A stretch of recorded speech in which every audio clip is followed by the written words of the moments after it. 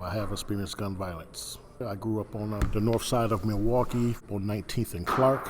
When I was a kid, it's probably about 10 or 11 years old. We used to raid all the trees in the neighborhood as far as the pear trees, plum trees, everything like that. Climbing up in people's trees, getting a bag full of stuff, plums and stuff. Doing what kids did at that time.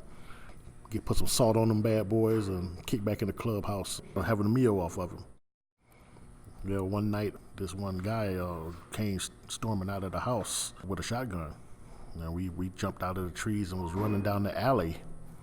He just started unloading. You can feel the shots roaring past us. That was a moment you see your life flashing and having live shells roaring past your head. And luckily, no one was hit, so that was a scary moment. I also had a moment where I think the Lord intervened. I think some kids tried to rob me one night. I used to go play basketball at the courts and shoot around, and 3 young men came up there to the courts that one night.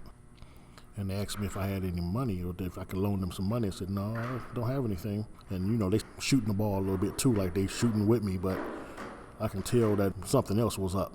So then I just came out with it. What y'all trying to do? Y'all trying to rob me or something? He said, they got quiet.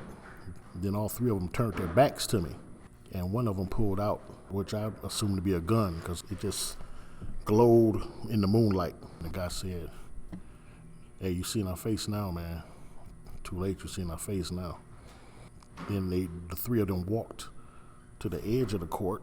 Do I run? What do I do? I didn't know what to do. So I picked up the ball and shot a couple more times. So I was watching them.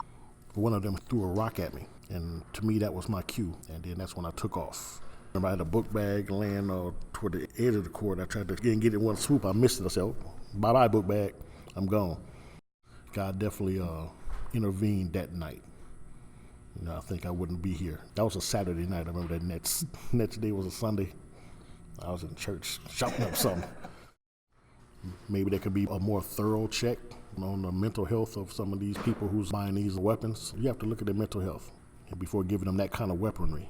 Then why do you need AK-47s and all that? You want to protect your home. How about having a weapon that's suitable for a citizen?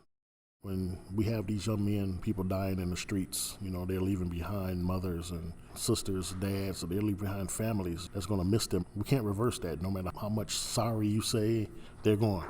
And all we have is their memories. Please think about that. And then not only them, but if you're the one pulling the trigger, you get sent away now. You may have a daughter or people who's going to miss you as well. So everyone's affected from that situation.